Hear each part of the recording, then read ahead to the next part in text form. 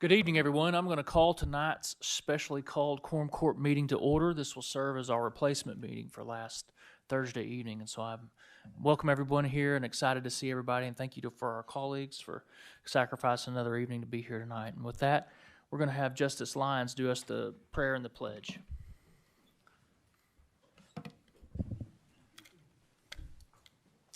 Heavenly Father, I kneel down before you at this moment. Please enlighten what is dark in me, strengthen what is weak in me, mend what is broken in me, heal what is sick in me, and revive whatever peace and love that has died in me. This is my prayer for me, my family, friends, my enemies, and even those who hate me. In Jesus' name I pray. Amen. Amen. I pledge allegiance to the flag of the United States of America and to the republic for which it stands, one nation, under God, indivisible, with liberty and justice for all.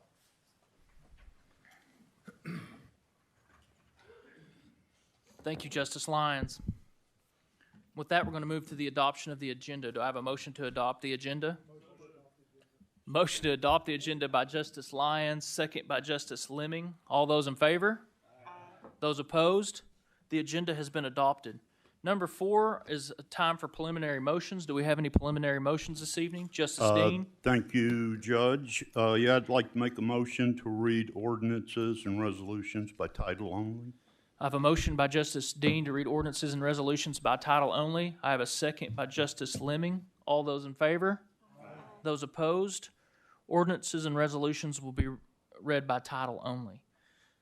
Next up is item number 5. We have a public comment period of 15 minutes total with 3 minutes per individual. Any public comments this evening? Please step forward, state your name and where you're from.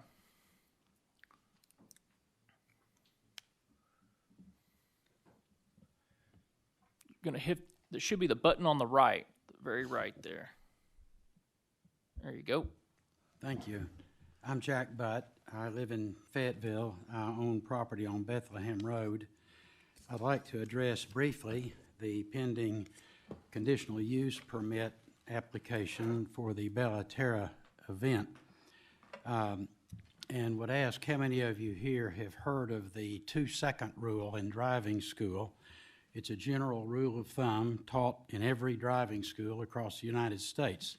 The premise is that by following behind traffic by 2 seconds, you will have the time and space to brake safely. You simply watch the vehicle in front of you, and when it passes a driveway or a post or some other marker, you count 1 1,000, 2 1,000, and if by then you're there, you have time to stop regardless what speed it is. Using that rule, we can calculate with certainty that an event at the Bella Terra event venue starting at a particular time will create on Bethlehem Road a line of cars more than 2 miles long, completely filling Bethlehem Road all the way from where it leaves pavement to the event venue, or 2 hours later when the event is over, again filling Bethlehem Road for 2 full miles bumper-to-bumper traffic returning to the pavement. This is based upon the applicant's 125 cars carrying up to the proposed 300 attendees seeking to arrive at about the same time before an event, necessarily confined to Bethlehem Road, driving 30 miles per hour and leaving the recommended safe distance between cars of 2 seconds. If you're a Bethlehem Road neighbor that already lives there, seeking to take a walk, drive to town, drive over to your farm, or visit another neighbor, that is not the kind of use several times a month that is compatible with the 60 or so neighbors that live on Bethlehem Road. They are facing Razorback game day traffic on Maple Street several times a month in their rural neighborhood. That kind of traffic must be compatible with this neighborhood or you are obliged to vote against it. That's what the ordinance says. If it's not compatible, you cannot approve it. So I won't bore you with the math. I've calculated it here if you want to go over it, and if I may, Judge, either pass this out to the Quorum Court members or the clerk. You can hand them to the clerk over there. Okay.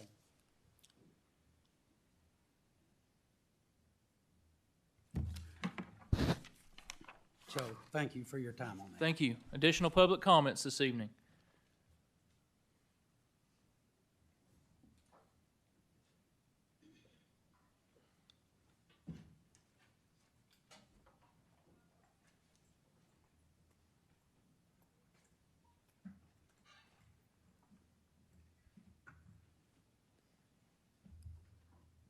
Is this on? Okay. Hi, my name is Michelle Pedro. You're gonna have to For the get closer Arkansas- to the mic. Oh. We have some people. Yep, Is that better? yep, that's better. Okay, my name is Michelle Pedro. I work for the Arkansas Coalition of Marshallese. I'm here to address the SCAP program. And I understand that it's already passed, but I really urge you to end it. This program is, to my community, it's affecting my community, unintentionally affecting my community. I really don't understand it. I would really like to understand it, but I don't. It's affecting our whole community. We recently had people taken by ICE. This is the selling of your information of your neighbors. Do we really want to be sellouts? To sell out our neighbors' information to ICE? I don't think so. I understand we want to protect our community, our neighbors, our families, but this is not the way to do it. If you really want to protect us, because you have the authority, you have the power. We're a small nation. Our community is small. But don't let this do this to our community. Please end SCAP. Don't be a sellout. Thank you. Public comments.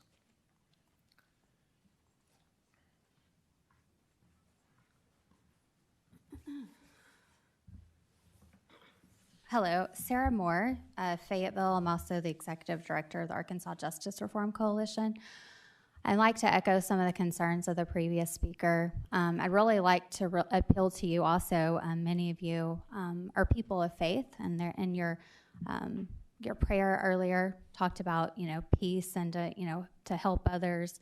I'm paraphrasing, apologize on some of the wording, but unfortunately, as was mentioned, we participate in optional programs that we don't have to from the federal government that really do have ties that cause some of our neighbors, especially our Marshallese neighbors, to be impacted. Early this month, 21 Marshallese men were impacted because of our participation in SCAP and other federal programs that gave additional information about these individuals. I know that there's been conflicting conversation and discussion with this body on whether or not Marshallese can be deported, and they can. It's an unfortunate thing that does occur.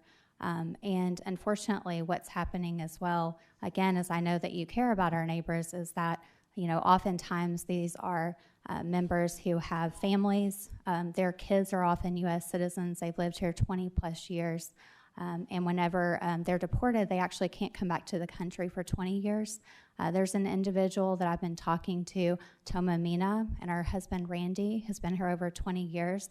They have 4 children, ages 1 to 21, all U.S., 8 to 21, all U.S. citizens.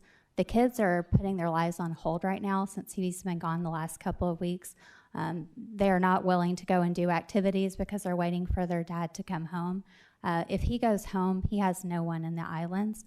His kids will continue forward, with their lives, and he won't be able to come back for 20 years. These are, real people. Randy's worked at the Tyson Distribution. I can't remember the abbreviation, but the manufacturing that's in Rogers to be able to take care of us, to give us protein and food across the country, through the pandemic for years and years. So I'm really asking for us to reconsider when we participate in these programs. While we value keeping families together, they're doing the exact opposite. They're tearing families apart. There's another gentleman who's now been deported to Louisiana and has a 1-year-old son. His 1-year-old son, if he's deported, will grow up here without his father. He will never see his father until he's a grown man. And so, these are, real people in our community that this impact, and I hope that we can pause and reconsider our participation in these programs until we understand the full impact of how these decimate our community. Thank you. Thank you. Public comments. With that, we're going to move forward with the meeting. Item number 6 is approval of the minutes. The minutes were emailed out to you ladies and gentlemen, outside of the normal agenda packet, as Ms. Mason finished them up last week. Do I have any correction to the minutes? If there are no corrections, they're going to stand as accepted. Motion to accept, second by Justice Dean. All those in favor? Those opposed? The minutes have been accepted. Item number 7 is the county judge's report. This is the same report we would have given last week, so some of these comments would have been more timely last Thursday night, but we'll go ahead. First of all, if I want to say that great hospitality by the Winslow Mountaineers Extension Homemakers Club last week with our meeting, with the snacks that they brought. It was great to hear about their passion, too, to helping our animal shelter and making sure that the animals are well taken care of. And so always good to meet members of our community, and we sure appreciate when they show us a little love and respect by bringing some treats for the meeting. The disposal reports in your packet. Once again, we're issuing those as the court orders that I issue has a little bit more detail on it. So if you have any questions about that, let us know or get with the respective department. So about a week ago, we had a major storm response by our road department with the snow that fell, and just some interesting stats that we pull out of that. We had 120 hours of sub-freezing temperatures, and so that got down to ambient temperatures of around -10, wind chills reaching -40. Real challenge there in terms of our road response. One of our greatest challenges was our fuel kept gelling on us, and so, you know, really hats off to the dedicated men and women of the road department who spent 86 fully mobilized hours. And so you are well aware, but the public should know that when we have a storm like that, we switch to 24-hour coverage and divide up into day and evening shifts. And so we were fully mobilized for 86 hours. We estimate we spent 3,440 personnel hours on that storm. We ran everything we had, 8 plow trucks, 7 spreader trucks. You might have seen this year for the first time we're using an Apex mixture, which is a liquid that we're distributing through distribution trucks. That was new for us. We ran 3 of those, and of course we had all 13 road graders out. So really, really proud of the job they did. Each one of those storms is a different recipe. I think they got that recipe right, and of course luck helps us out a little bit there, and so they're trying to make Washington County proud. I think they're on a good start to that this year, and so once again, hats off to them and what they do. Not to be overlooked is our buildings and grounds crew, who make sure that we're all safe here and well prepared, and so they got out and made sure our buildings were ready and to be open during that. So I also want to give hats off to them. They're a dedicated crew of people, and we certainly appreciate them here. I've made some comments. I want to continue to do this. One of the most difficult decisions and one of the most stressful I've come across as county judge is when to open the courthouse and keep it maintaining for business hours. And so just another highlight to think, I take that very seriously. It's a very grave responsibility of mine to make sure that we can both do the work of the people, but that also we're doing it safely. And so I've gotten some criticism about that. We're still trying to perfect that, but what I want to let you guys know is if we're in the middle of an event, the next day I'm going to try to make that call by 3 in the afternoon to see if we're going to continue that closure. The day of an event, I'm going to try to make that call by 5:30 in the morning. We'll all be aware that a couple weeks ago we got hit with a snowstorm right in the morning commute on a Friday, and it was just basically a nightmare. And so won't always have that opportunity to make those calls by those deadlines, depending upon the elements that are thrown at us, but that's kind of what I want to go forward with, and so I'll try to keep you guys as informed as anybody on those calls. Couple great new introductions. We want to welcome Mr. Dave Allen over here. He's a new Quorum Court coordinator. Hired him before Christmas season, so we're blessed to have him. He's jumped right in. I think he's going to be a great member of the team, and so put a face with a name. He's here to help you guys and make sure that you guys are working as efficiently as you can, and so feel free to get to know him. Also, we have selected a new comptroller, a gentleman named Mr. Paul Sherman, and so we're waiting for him to go through the onboarding process. Very excited about him. He comes to the county with a lot of experience. Most recently, he was the controller for the Arkansas Air National Guard, has retired from that position and relocated to Cave Springs, him and his wife, and he feels like he's got more to do here in public service, and so we're sure proud to have him. We'll introduce him more when we get him on board, but I'm hoping for great things from that, continued great things from that process. Last weekend, we had what I believe is, unfortunately, an example of what we're going to face in this area if we don't get really serious about criminal justice. And for those of you who didn't hear, I sent some news articles out. We had a police pursuit on Weddington that ended on Rupel Road, and it killed an innocent man. An innocent man was murdered because a criminal was running from the police. And I am going to say this right now. We better get serious. I feel like we're standing on a precipice as a county. And if we don't get serious right now, we're going to pass a tipping point of no return. And I know you ladies and gentlemen on this horseshoe are very interested in that work, but we have to maintain justice in this county. I'm committed to that. My team is committed to that. And I just want us to, if I could interject a sense of urgency in this work, because I do not want what happened last Saturday to become the norm in this area. I don't want us to become what we see around our nation. I don't want our law enforcement to face that kind of criticism. And so just with that, I want to reiterate that's where we're headed in the county judge's administration. I invite anyone to come join us if you want to be part of that work.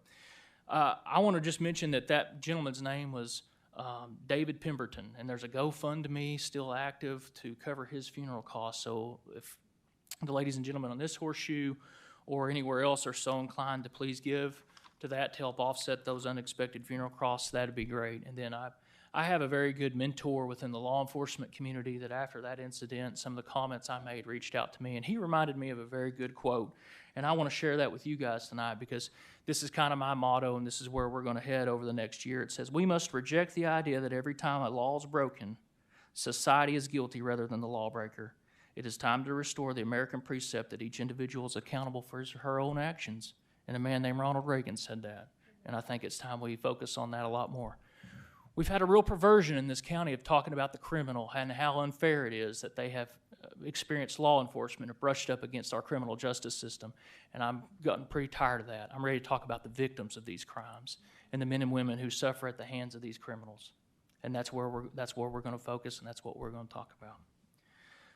With that, I have a host of board appointments that I would like to make this evening. We are blessed lately with some really good applicants for our boards. I want to thank every individual that serves on a board and commission for this county, and I want to thank these people who've stepped up and agreed to help us out. I think there's some excellent people here. From Washington Regional, they've submitted 2 names for their board of directors, a Dr. Drew Rogers and a Dr. Britton Lott. We have an opening on our county planning board. We have 2 openings coming open right now. We have reappointed Mr. Jay Piercy, who is on our planning board already, and I have asked Mr. Anthony McNutt to join that planning board. Anthony McNutt has a lot of operational experience. He's a constitutionalist, which I really respect, and he's the highest office holder that you can be in this county, and that's a citizen taxpayer. So I'm ready for him to bring some of that expert knowledge to us on our planning board. We have a position open on the executive board of the Washington Regional Ambulance Authority, and what you'll know that as is Central EMS. Chief Gary Hull has retired from Nob Hill, but still has a lot of service left in him, and he's agreed to come help us on Central. Gary had a tremendous career with Central before it was Central, and then had an even more tremendous career as the fire chief of Nob Hill, so I think he's going to bring some great operational experience to that. We also have 2 appointments to the Washington Water Authority. The first is Chris Coker. A lot of you people will know Chief Coker. He's a chief operations officer at Ozark Electric. We think those operations knowledge will come in handy on the Water Authority. He's also a fire chief in his spare time, and so he brings a little bit of fire service, and of course he's a rural county resident who understands the importance of Washington Water. And the other one that we would like to appoint is a man named Lee Duchenwall, who is a former president of APAC. And so once again, operational experience there that we think is going to come. He does consulting now in his retired work, and so we're glad to have him. So with that, I'd like to have a motion to accept those board appointments. A motion to accept the nominations by Justice Ecke, second by Justice Simons. All those in favor? Aye. Those opposed? Thank you. I'm really excited to get those men and women to work. Next up is every year, we are joined by Prosecutor Durrett to give the overview of the hot check account. Prosecutor Durrett. Hello. In your packet, I think I've gone through this at least once with everybody here, but as the judge said, every year we submit to you a list of collections and expenditures from our hot check fund. And so in your packet, you will see the letter that I sent detailing what we brought in and what we spent from that account. So it's pretty self-explanatory, but if there are any specific questions about any particular line items, I'd be more than happy to answer any questions.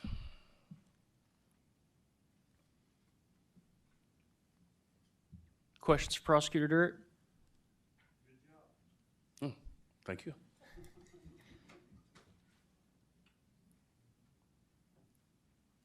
Thank you, sir. I All think right. we'll consider Thank you. that submitted. I appreciate it. I don't want to make sure to cut everybody off, but anybody. Yeah. All right. All right, I think we're thank good. you. Next up, we'll move to the unfinished business of our agenda. Item number 9 is on its second reading. Counselor, will you read the item number 9 for a second time? An ordinance anticipating additional revenue in the amount of $117,953 in the Law Enforcement Grant Fund and appropriating said $117,953 from the Law Enforcement Grant Fund to the SCAP FY 2023 budget for 2023. Justice Ricker? Motion to pass that. I have a motion to. Back to motion to move to the third and final reading then. Well, it'll be a motion to pass since an appropriation ordinance. You were right. I was about to correct you. Counselors corrected me. So we'll just take a vote. With 10 votes, it'll pass. With anything sub 10 votes, we'll move on to next reading next month. With that, I have a motion to pass by Justice Ricker. Did I have a second? Second by Justice Lyons.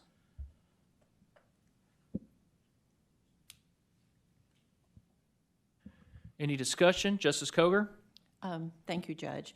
Yes, I will always speak against this program. And I want to first address a couple of comments that were made by colleagues last time about, yes, when someone's booked in the jail, everyone is asked the same question to give their country of birth, the origin of their birth.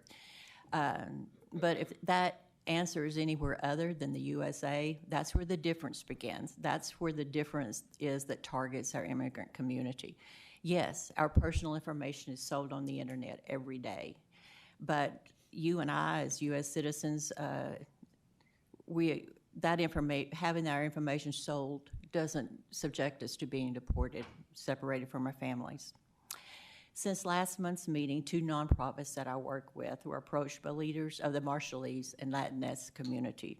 They told us that, yes, they're fearful of the Department of Homeland Security and ICE having their personal information. Yes, they're fearful of the police.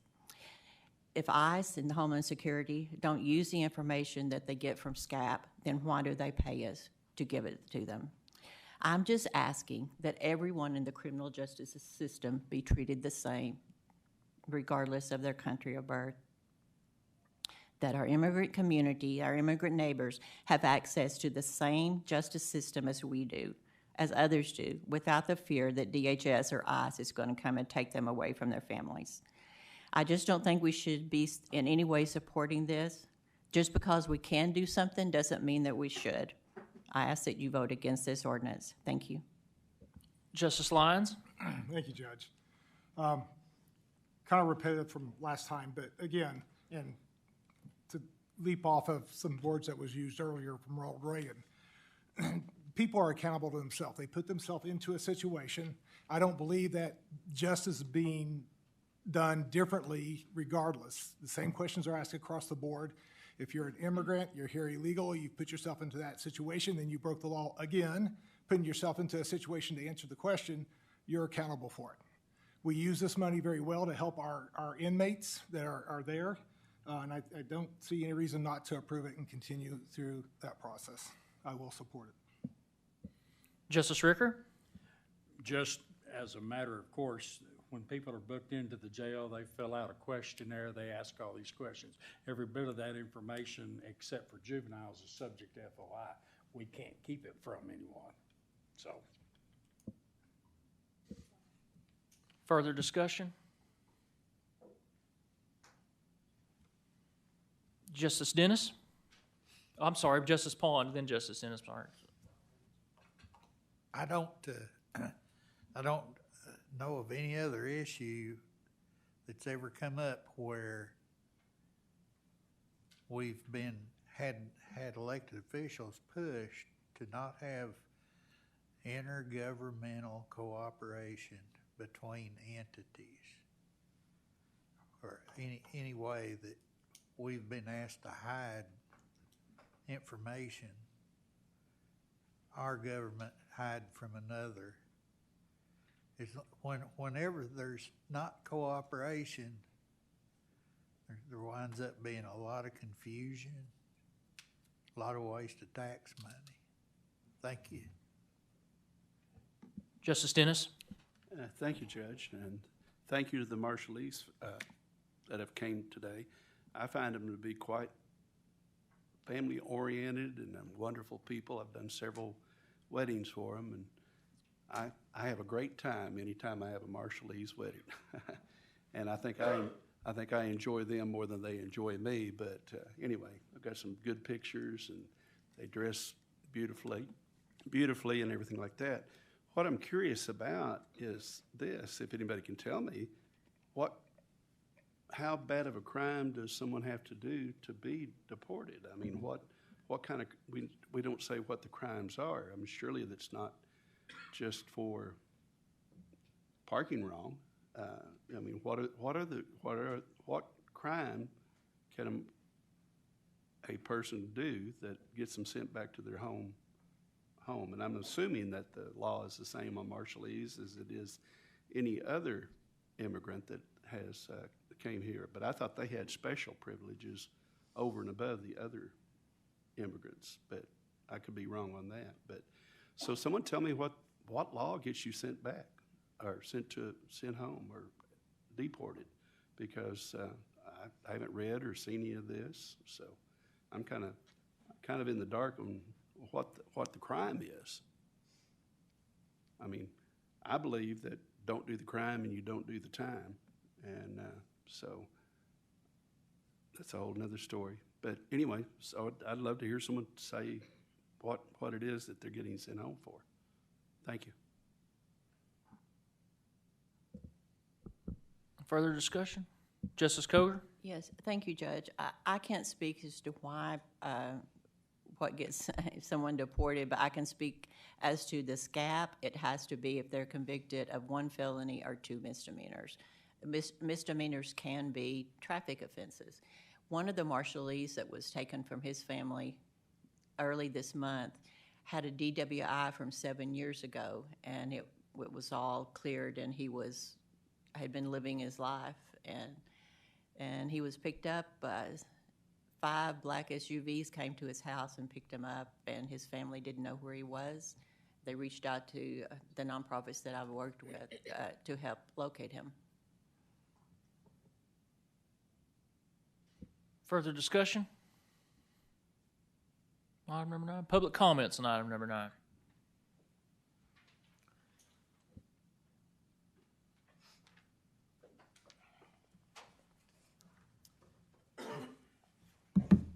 Good evening. Good evening. Aaron Killingsworth, resident of Springdale. I want to apologize. I'm a little bit emotional and frustrated right now just hearing some of the discussion going on. It seems that some of you are a little bit unaware of the relationship that the Marshallese have with the United States. They are here because of the actions of the United States rendered large portions of their homeland uninhabitable, and the Compact of Free Association allows them to come and work here, but they have no path to citizenship. And so they are designated as resident aliens, and therefore, because of this program that you all are discussing, are eligible for deportation because of, okay, they got a few traffic violations or they got a DWI. And in a lot of cases, from what I've seen and heard from my friends and my neighbors, these people have already served their time, they've already paid their fines, and then months, year and a half later, they're being picked up and deported. And I'm a teacher in Washington County, and I can tell you firsthand, these deportations are devastating to these families. A lot of times, these are the primary income earners for their families. These families lose their homes, they lose their vehicles, you throw an entire group of people into disarray. I know that you think that you are protecting our community, but you are not. You are creating more chaos. You are creating more disruption and making the lives of people harder. If you want to talk about don't do the crime, don't do the time, these people serve their time. They pay their fines. And then we're repaying them with this. And I also just want to point out, these people, they're here, they're working, they're parts of our community. They pay their taxes, but yet can receive no benefits because they have no path towards citizenship. We've spoken several times now about many of you are people of faith. And I just want to remind you of in Amos, the northern kingdom of Israel is being rebuked for the way they're carrying out justice. And the thing that they're specifically rebuked for is selling the poor for silver.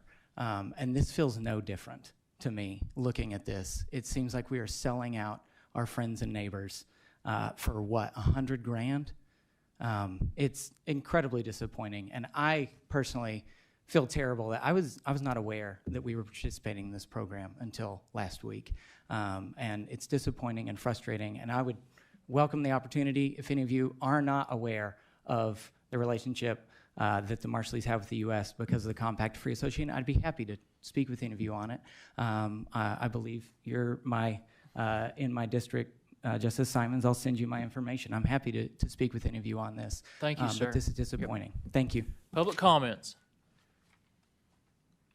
Seeing none, we'll take up the question. I have a motion to pass item number 9 by Justice Ricker, a second by Justice Lyons. Will you please call the roll, Mr. Allen? Gary Ricker. Yes. Butch Pond. Yes. David Wilson. Yes. Sean Simons. Yes, Kyle Lyons. Yes, Lisa Ecke. Yes. Charles Dean. Yes, Chandra Washington. No. Beth Koger. No. Robert Dennis. Yes. Suki Hires. No. Evelyn Rios Stafford. No.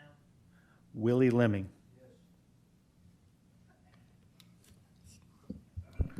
That will move to the third and final reading next month. Just a second, let me cue you up. Just one second.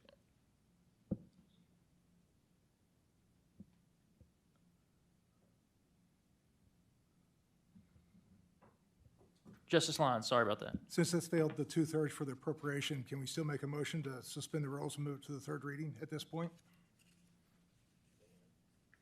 You can. I do. Okay. I have a motion to suspend the rules and move it to a third and final reading by Justice Lyons, second by Justice Dean.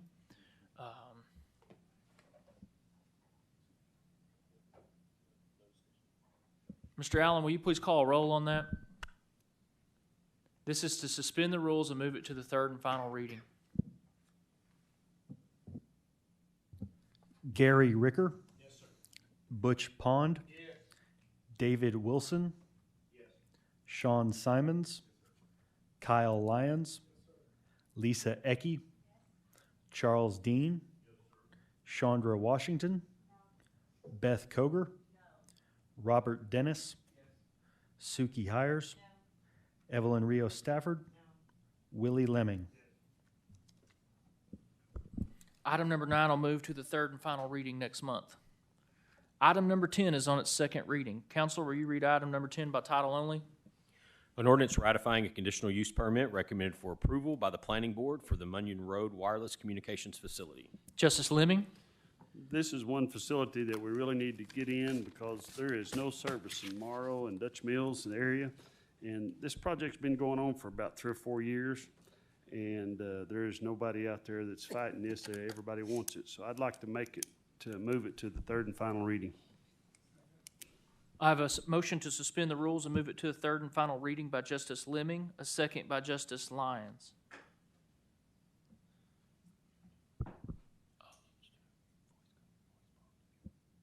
Those in favor? Aye. Those opposed? Counsel, will you read that for a third and final time? An ordinance ratifying a conditional use permit recommended for approval by the Planning Board for the Munyon Road Wireless Communications Facility. Justice Lemming? I'd like to make a motion that we approve it. I have a motion to pass item number 10 by Justice Lemming, a second by Justice Ricker.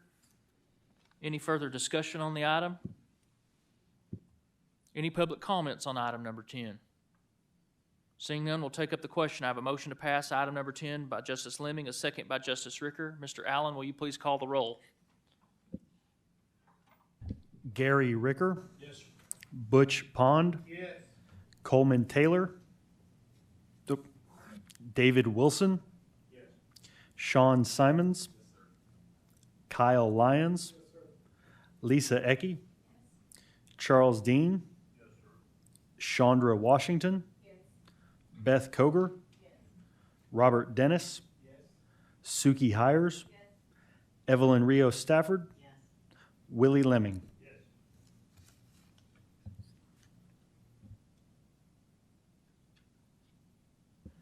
That item passes. Item number 11 is on its second reading. Counselor, will you read item number 11 for the second time? An ordinance ratifying a conditional use permit recommended for approval by the Zoning Board of Adjustments for the Belterra Venue project. Without a motion, that'll remain on its second reading. Justice Lyons? Make a motion, we move it, suspend the rules and move to the third and final reading. I have a motion to suspend the rules and move it to a third and final reading by Justice Lyons, a second by Justice Ecke. All those in favor? Aye. Those opposed? No. That motion carries. Counselor, will you read that for a third and final time? An ordinance ratifying a conditional use permit recommended for approval by the Zoning Board of Adjustments for the Belterra Venue project. Discussion or questions by the board? Justice Ecke? Do we need to make a motion to pass first? You do. Okay, so I'd like to make a motion that we pass. I have a motion to pass by Justice Ecke. Did I hear second by Justice Lyons? Thank you, Justice Ecke. Any further discussion? Justice Hires? Thank you, Judge. Yeah, I just had a question. I wanted to ask this question before we moved it to a third reading. I'm concerned because at the last meeting, we did not actually have an ordinance in front of us, and so I was curious if the first reading was a valid reading when none of us had an actual ordinance to look at before we voted. I just find that potentially problematic. I'd say it was valid. I mean, you voted on what you knew the ordinance was. It's the same ordinance that you passed for every one of these. So whether there was a physical copy in front of you or not, it'd be the same as leaving it at home. If you knew what you were voting on and you voted, then it's valid. And we have to have 3 readings of the title based on your rules, and then you vote and discuss after the third and final reading. Okay, just making sure. Thank you. Any further discussion on item number 11? Public comments on item number 11? Seeing none, we're going to take up the question. I have a motion to pass item number 11 by Justice Ecke, second by Justice Lyons. Is this the final vote? This is the final vote. I'd like to be heard. Let's get up here then. Let's go.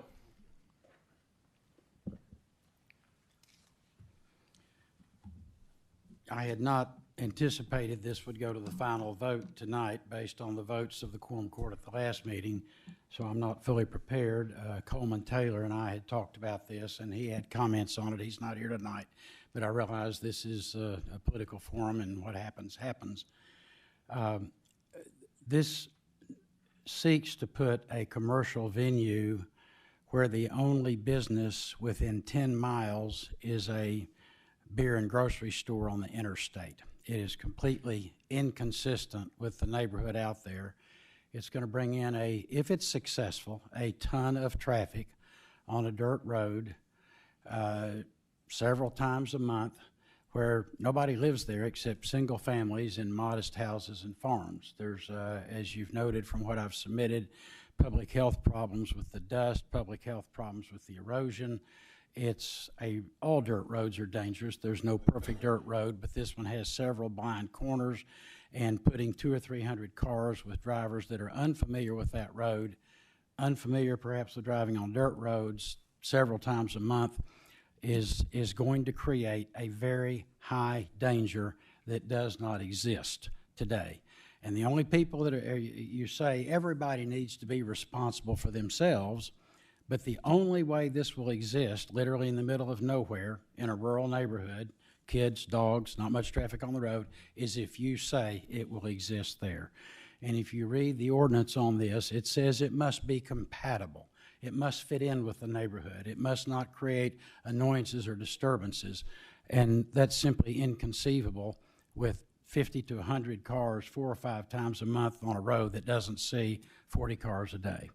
So I would urge you to follow the ordinance, see that this commercial entity plopped down in the middle of nowhere is spot zoning, and it doesn't fit in with this neighborhood, and there's no adjustments that can be made that will make 50 or 100 cars once or twice every weekend on this dirt road compatible with the neighborhood. And I would ask that you vote against it. Thank you. Public comments. Any other public comments on item number 11? Mr. Allen, will you please call the roll on item number 11? I have a motion to pass by Justice Secchi, a second by Justice Lyons. Gary Ricker. No, sir.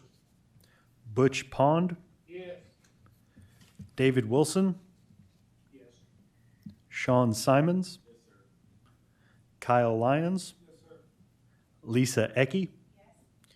Charles Dean. Yes, sir. Chandra Washington. No. Beth Koger. No. Robert Dennis. Yes. Suki Hires. No. Evelyn Rio Stafford. No.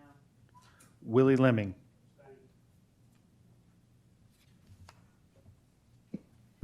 That item fails.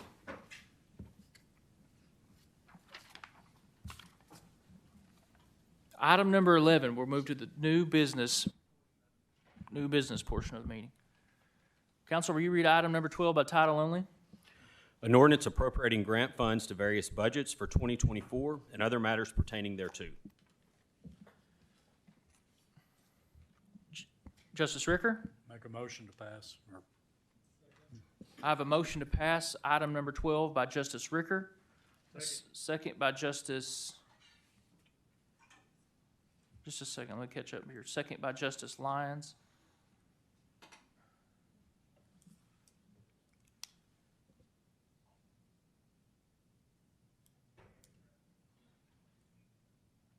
All right, excuse me, sorry about that. Any further comments or discussion on the item?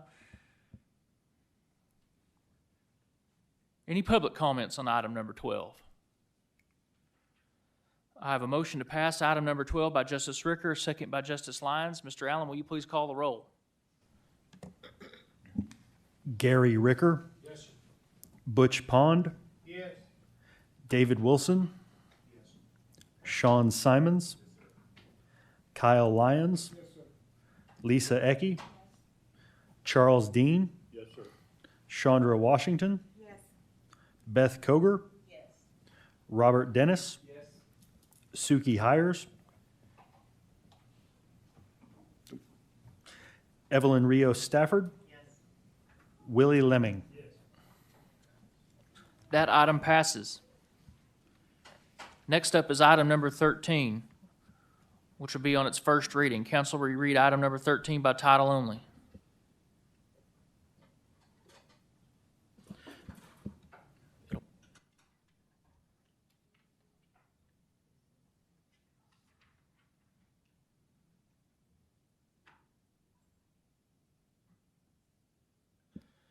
Counselor notes that this is an emergency ordinance. It takes 10 votes to pass on the first try. Justice Ricker? Make a motion to pass. Sorry, let Counselor read it. I'm jumping ahead of him. Counselor, will you read that by title only? An emergency ordinance updating the flood damage prevention program for Washington County, Arkansas, and for other purposes. It's an emergency. Motion to pass. Motion to pass by Justice Ricker. I believe I heard second by Justice Dean. Any further discussion on item number 13? It's an emergency ordinance, so it'll be just this vote here. It'll take 10 votes to pass. Counselor also notes we have to pass this evening to be in compliance with federal law. No pressure. Further discussion? Any public comments on item number 13? Seeing none, we'll take up the question. I have a motion to pass by Justice Ricker, a second by Justice Dean. Mr. Allen, will you please call the roll on item number 13? Gary Ricker. Yes. Butch Pond. Yes. David Wilson. Yes. Sean Simons. Kyle Lyons. Lisa Ecke. Charles Dean. Chandra Washington. Beth Koger. Robert Dennis. Suki Hires. Evelyn Rios Stafford. Willie Lemming.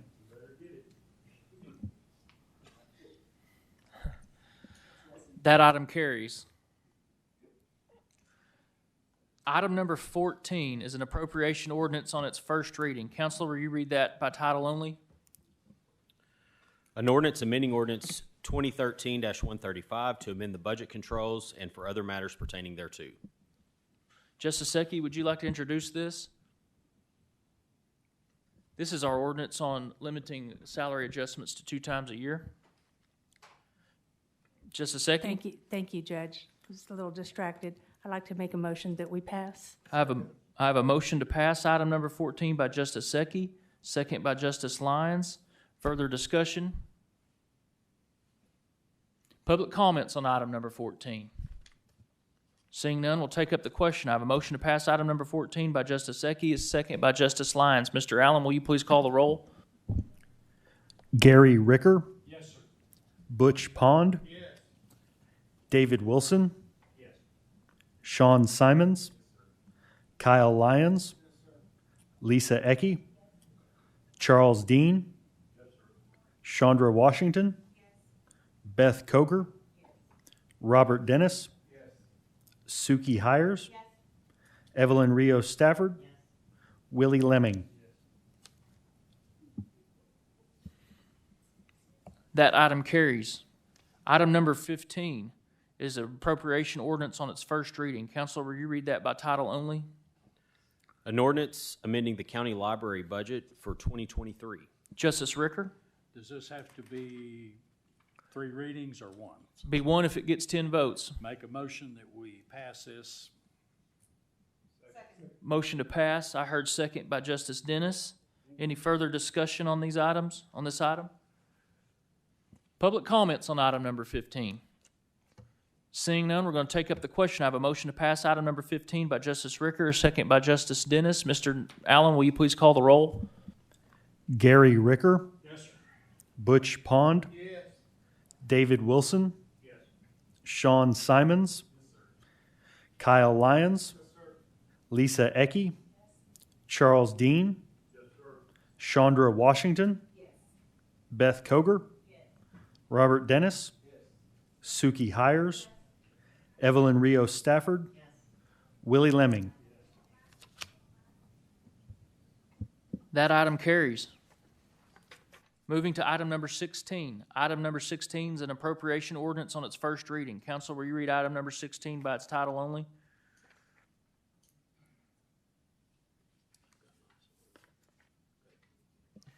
An ordinance recognizing and appropriating $81,101.31 in the Circuit Court 4 budget for 2023. Motions or discussion on item number 8. Justice Lyons. Motion that we pass this. I have a motion to pass item number 16. I believe I said item number 8. Well, motion to pass item number 16 by Justice Lyons, second by Justice Dean. Any further comments? Questions? Any public comments on item number 16? Seeing none, we'll take up the question. I have the motion to pass item 16 by Justice Lyons, second by Justice Dean. Mr. Allen, will you please call the roll? Gary Ricker. Yes, sir. Butch Pond. Yes. David Wilson. Yes. Sean Simons. Yes, Kyle Lyons. Yes, sir. Lisa Ecke. Charles Dean. Yes, Chandra Washington. Yes. Beth Koger. Yes. Robert Dennis. Yes. Suki Hires. Yes. Evelyn Rios Stafford. Yes. Willie Lemming. That item carries. Item number 17 is on its first reading. Counsel, will you read this item by title only? An ordinance amending ordinance 2017-44. Justice Koger, you want to introduce this? Yes. Justice Koger? Yes, thank you, Judge. So I won't go into all the background that I did. Last time, if anyone has questions, we can talk about the background during discussion. But my ordinance tonight just amends one section of the original 2017 ordinance that deals with the makeup of the board. And the judge said last week he was having difficulty getting people to serve on the board. So as it is now, the board membership is limited, and several of those who serve have been term limited out. One example of that is the prosecuting attorney. The ordinance says the prosecuting attorney should serve on the CJCC board, but our prosecutor now has been term limited out. And obviously, we need someone from the prosecutor's office to serve. That's one example. My amendment will allow prosecutor, judges, sheriff, and other officials who may be term limited out or for whatever reason don't want to serve to appoint someone in their office to serve on the CJCC. And under whatever system they come up with, that person can report back to them, but their offices will be represented. And I included members of the public because that's very important in order to have community buy-in, and also it's recommended by the National Center of State Courts. And we're required under DHS rules and regulations to have a governing board for the CSU, and currently that's the CJCC. And Judge, I would like to make a motion to pass this ordinance tonight, and I'd also like to make a motion to move it to its second reading.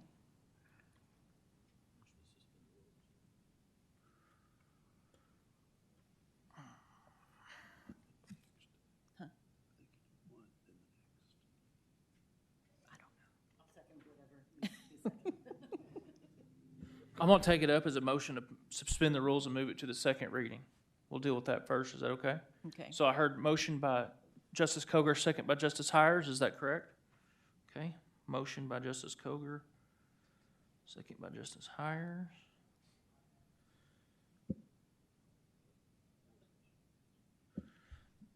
That does not, we do not have discussion on that, so we'll take that question up right now. I have a motion to pass to suspend the rules and move to the second reading by Justice Cogar, second by Justice Hires. All those in favor?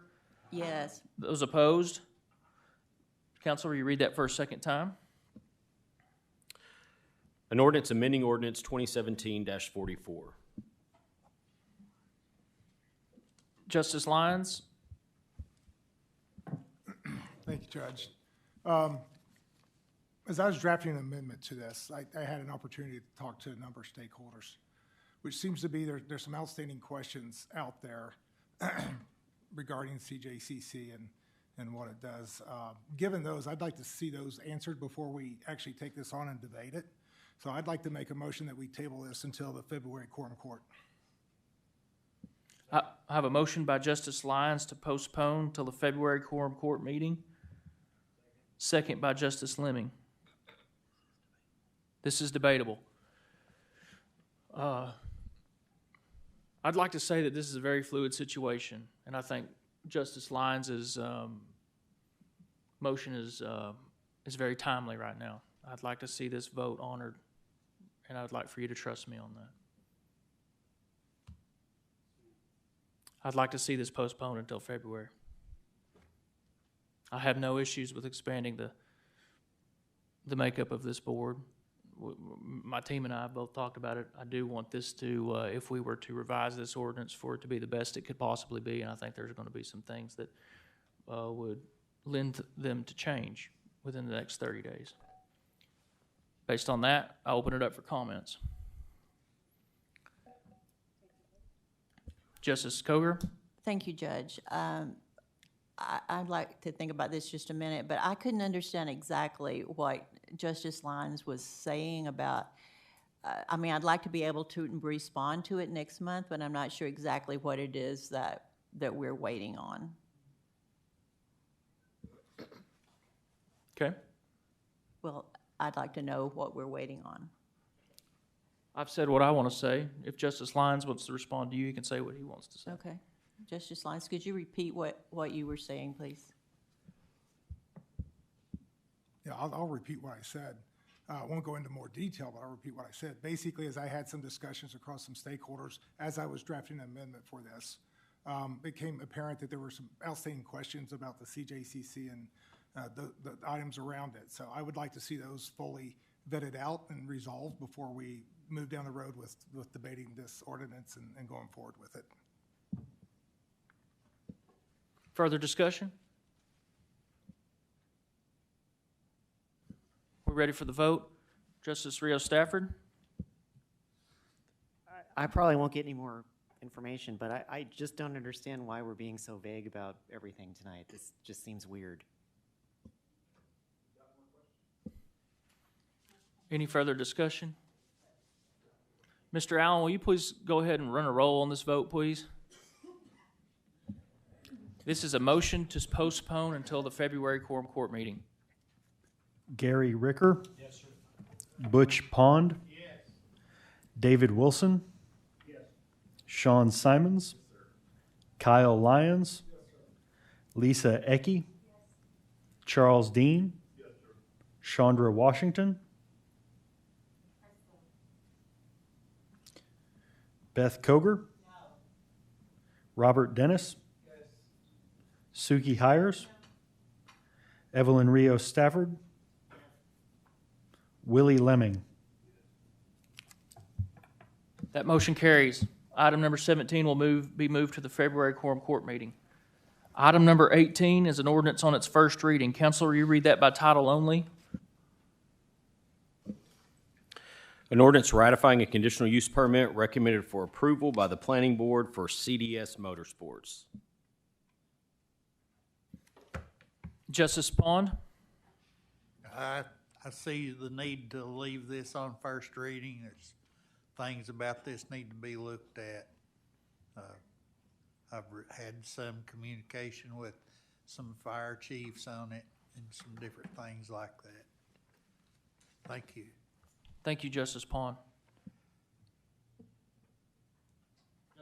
Justice Lyons? Yeah, I actually would like to make some amendments to the condition on this code. And they're what I've got is passed around so you can look at it and don't have to remember what I said.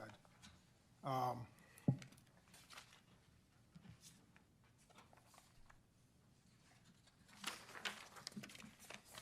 me see yours. I've lost mine. Sorry. So I've got 4 additional conditions I'd like to amend this with. One is that according to the package, the business is being done within a 0.73 acres that is identified, but there's a lot more acreage. And I'd like the conditions to state that all the business activity be restricted to that 0.73 acres that was identified in the package. Second, would like the conditions to identify that all storage of cars and equipment must be behind the privacy fence. So trying not to leak out from the privacy fence, keep everything behind the privacy fence that I believe the conditions stated would be erected. There was a lot of discussions around noise being generated from this business. And I'm a little confused because listening to the planning board, it talked about testing race car engines. But when I went out to visit the site, and there's a gentleman out there that we talked, and according to him, there is no plan to test race car engines. They'd just be testing regular engines. Regardless, I would like to see the conditions identify that the noise generated from that building must be 90 decibels or less from outside the business at the point being measured, thereby trying to take some concern around the noises that may be identified. And actually, the fourth one, after talking to the fire chief over there, it's not something that's appropriate for the conditions. It's really covered in the fire code, and the being compliant with the fire code and being inspected by the fire marshal should take care of that. So that would be my 3 conditions I'd like to add. So I have a motion to amend the ordinance to add the conditions as written by Justice Lyons with the exception of condition D. Is that correct, Justice Lyons? Motion to amend. I have a second by Justice Dean. Further discussion? Justice Lemming? I don't know where to start. There's so much more to this than, I just want to back up and say, I don't really care what they build out there. I do, but I want them to build it safe. Whenever you're talking about storing 23,000 gallons of racing fuel in a facility, 23,000 gallons. And racing fuel, the alcohol stuff burns. You got to walk up to it and your skin starts melting before you know what it is, because it burns clean. And by state law and state codes, when you store that much fuel in a facility, it's supposed to be grounded so you don't have static electricity in them. There's so much more rules about this facility that needs to be backed up. And I think all of us really need to study this and look at it hard. Being that we don't have a fire marshal that goes through all of our planning stuff, that's what this one really needs, the state fire marshal to sign off on it to make sure that we're taking care of the citizens out there in that neck of the woods. Because I don't want this to be like a deal in Texas that you look online where a fire department was there putting water on a facility, and when the water leaked over into the ammonia nitrate, it blowed the facility away. It killed 12 firemen. It flattened 3 fire trucks. It flattened a big storage bin beside it. And 25,000 gallons of fuel for race cars stored in a facility where there's going to be cars being worked on in this facility, because I know 2 of the guys that work out there that's talked about they're going to have a place inside the same facility where they're going to be storing flammable fuels to be working on cars. So, you know, electrical fire could happen in a car real easy. But I believe we really need to make sure this facility is being built properly and being inspected properly by the state fire marshal to get a sign off on it to make sure this is going to be a safe facility. Thank you. Justice Simons? Thank you, Chair. To echo my colleague, my concern and my question was whether or not we had the authority or whether it rested within our purview to make these types of conditions on this, or if we could just approve or deny conditions that were placed by other entities. I don't know if we have the technical expertise to put these types of conditions on this particular project. So I would feel comfortable putting this off and allowing some due diligence on my part if nobody else's. Justice Coger?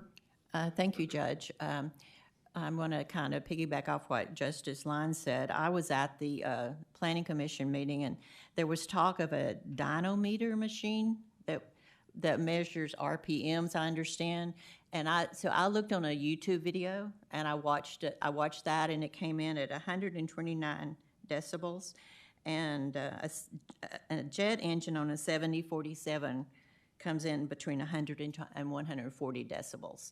And that, when they talked about the dynometer, I believe I'm saying that correctly, they were talking about that would be done inside the building. One thing I did not hear was, what about soundproofing on the building? I didn't hear that.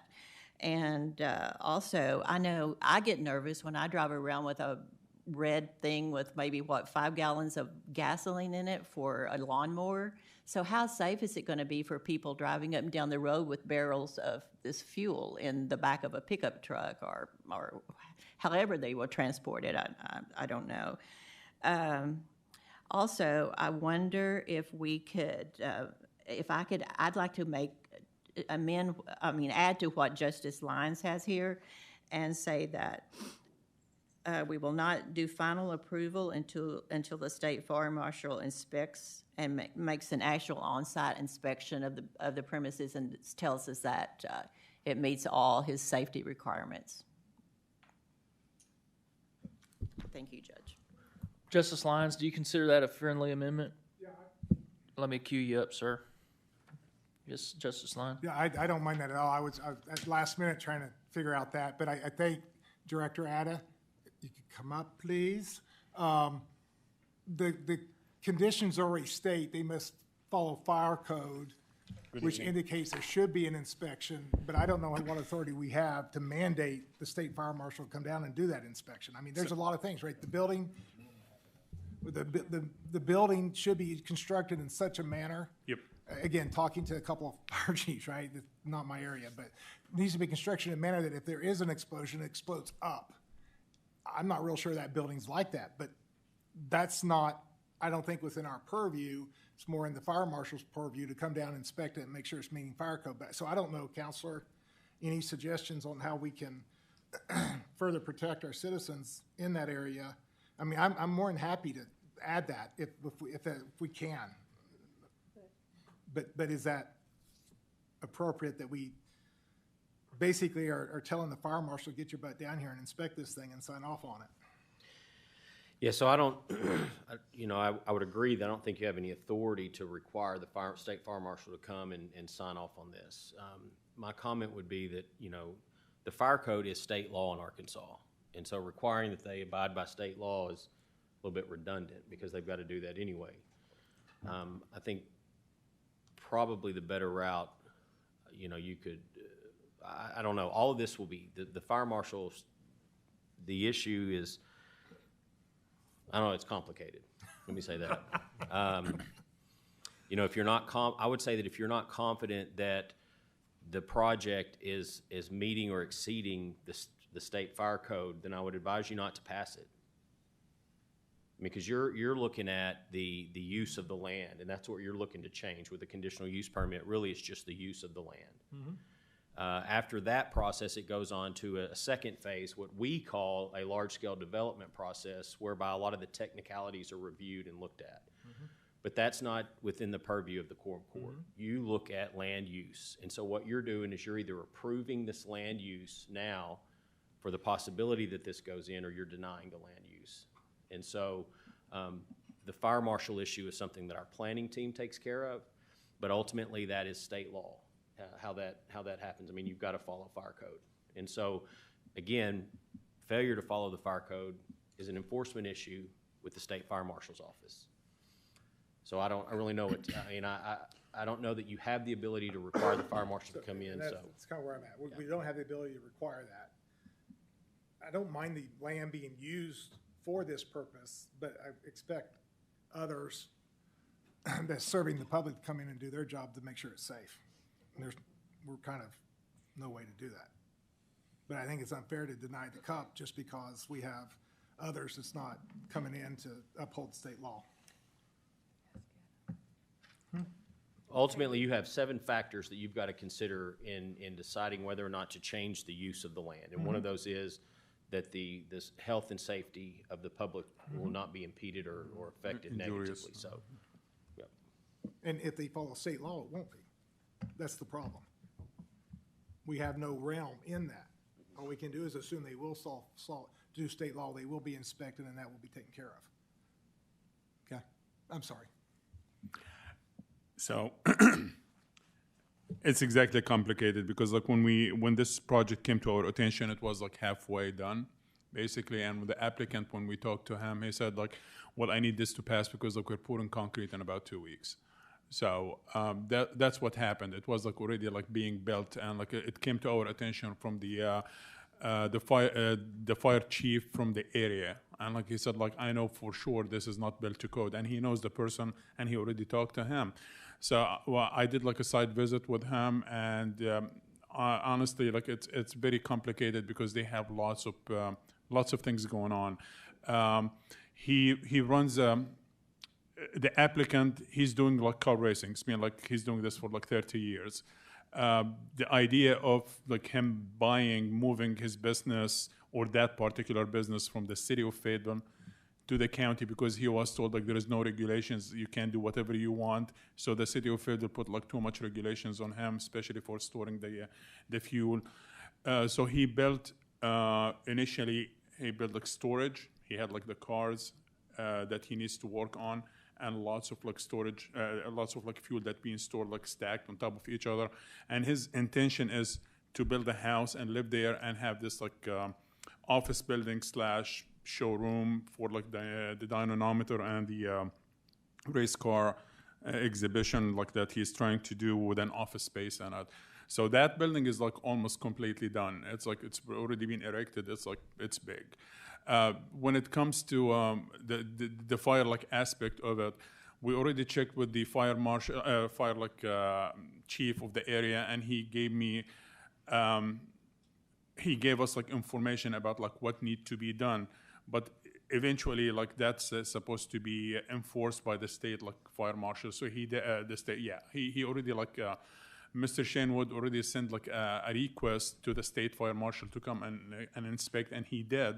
And he came by and contacted like our office like twice, asking like, was he informed about the regulation? I said yes. Was he like any of those regulation in the conditions? Yes. And he said like I talked to the applicant his response was he talked to the water provider of the area, and they said like there is not enough water pressure to have a sprinkler system, which is completely untrue, because like on the same corner they have like an 8-inch with a hydrant on it, so they can like manage. And it does not have to be a wet system. It could be always like a dry system or like pressurized system.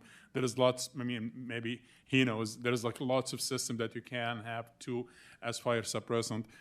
And some of those buildings that built for storing fuel, it needs to be compacted to a certain like amount, so that like when you have a boom, it doesn't go upwards, not like outwards, and like the fire like will be contained within. One of the conditions we have also like the noise, and I'm not sure like if any of the building is like soundproofed. During the planning board meeting, we have the discussion with the applicant. The public spoke against like the noise, and they have a church next door, and the discussion was like, hey, just work it amongst yourself to make sure like there is no noise and anything during the services. But honestly, I'm not sure like how, as I said, it's complicated at the beginning, so it's already been erected, so if you deny it or approve it, the building is already there. So I'm not sure like how we can just like make sure all of this fit into the conditions that we have. One more thing I need to add. I know the applicant requested that the business to be like 0.73 acres, but from the analysis that our contract engineer did, he recommended this to go to like large scale because of the impervious services and a proximity to the floodplain and the size of the building. Okay, well, let's help me keep this all straight. I'm gonna, based on the advice of our counselor, I'd like to drop your amendment. If you would like to have a vote on it, we'll take it up separately, but I'm not gonna put that on a friendly amendment. Justice Lyons? Use this even more for you. But based on what Director Addis said, I think we should have another condition requiring it to go to LES. The engineer thinks it should. I think I've heard the applicant doesn't think it should, doesn't want to. I think it should go through it, and then we should make that a condition. Yeah, it's. I believe it's like somewhere that says like if this approved, it needs to go to a large scale. I believe according to the recommendation by the engineer.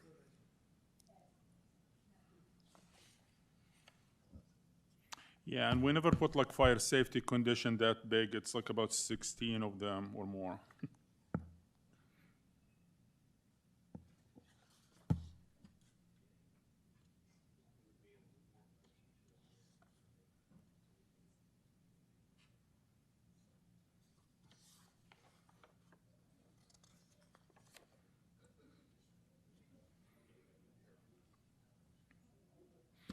Yeah, the engineering condition, it's recommended that this project to be required to proceed to the LSD stage due to the total area of the commercial improvement that includes the structures and the driveways. Okay, great. That's already included in the existing conditions. Yes, sir. Okay. We'll move on with more comments. Justice Pond? Yes, I've done some calling on this myself and have had communication with the fire chief. I also called the Mount Olive Water Association, and Mr. Eaton at the Mount Olive Water has explained to me that there is an 8-inch water main right there where that is. 8-inch water main, actually a fire hydrant. A fire hydrant, 8 right inches across up on the corner. road. He is confident that a pumper truck could hook onto that and pump water from that 8-inch main without collapsing lines, which is a big deal in a rural area. It's not like in the city where if you see a fire hydrant, man, you can hook onto that thing and start going to town. Well, you can do that there. And also, I have concern that I don't believe unless they've made some changes. There's no intention of putting a sprinkler system in that building. I don't think he like has the Okay. intent to do that.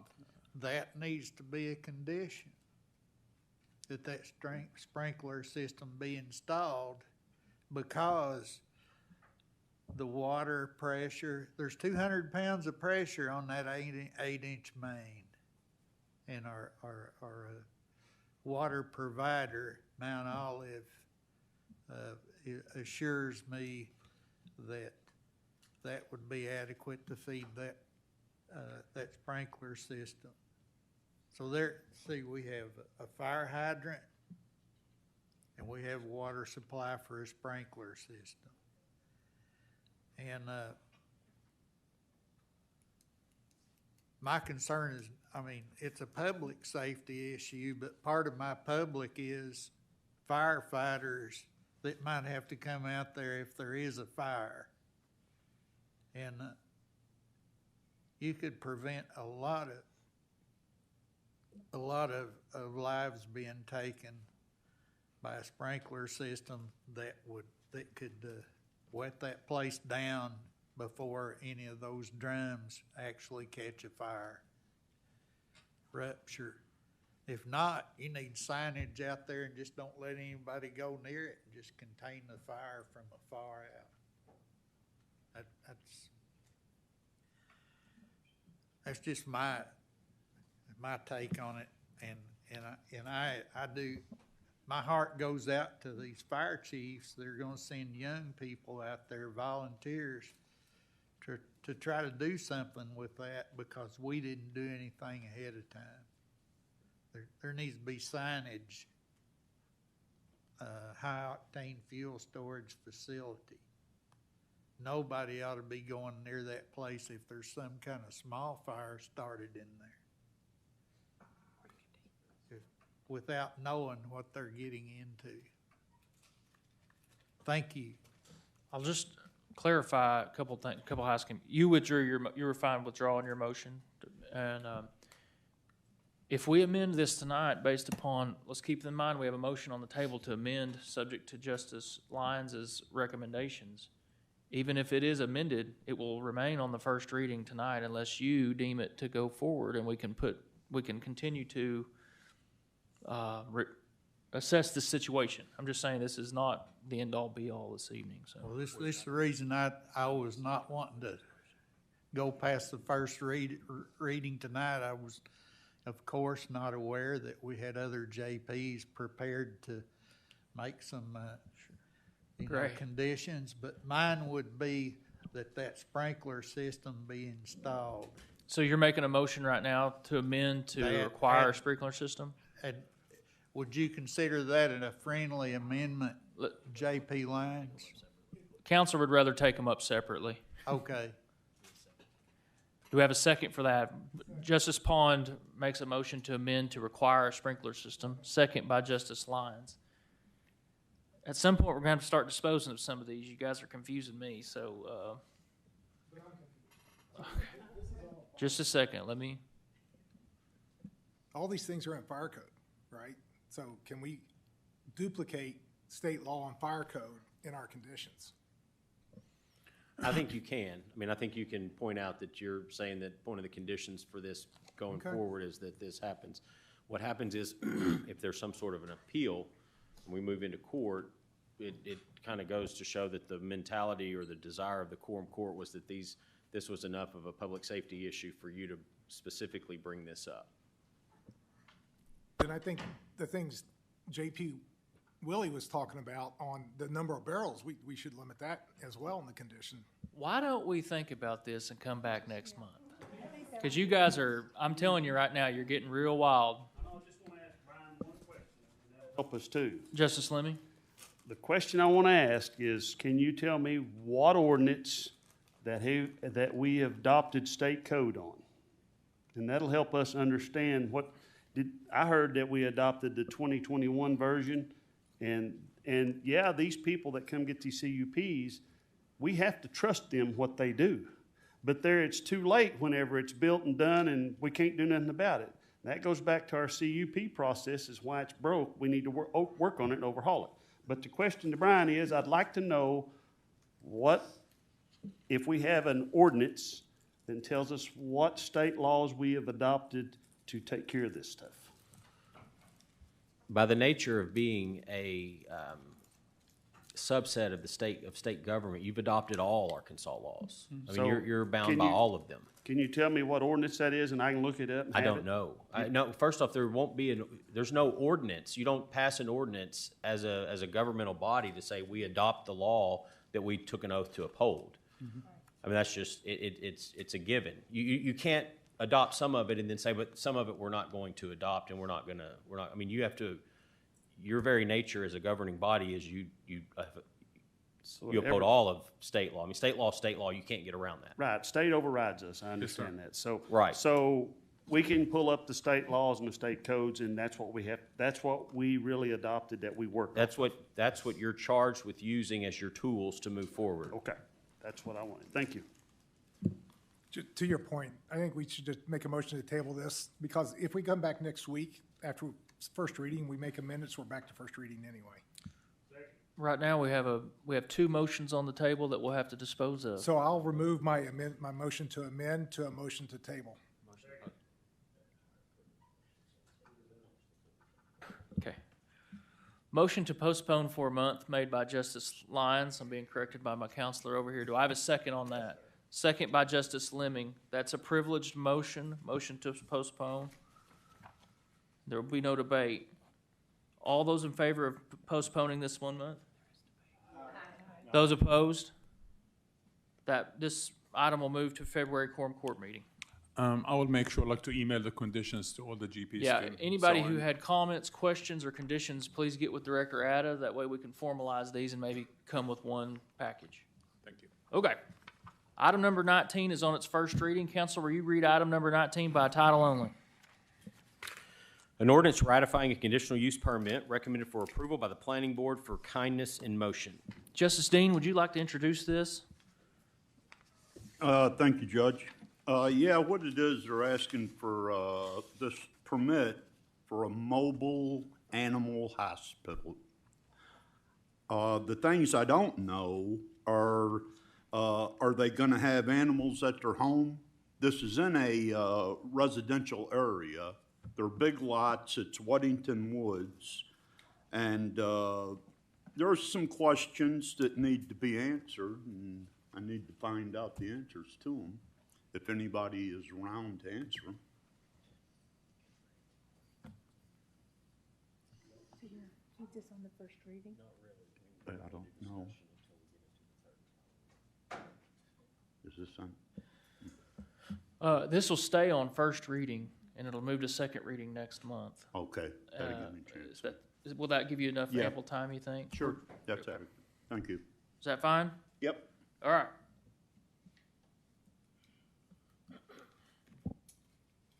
Item number 20 is committee reports. The report is in your packet. And with that,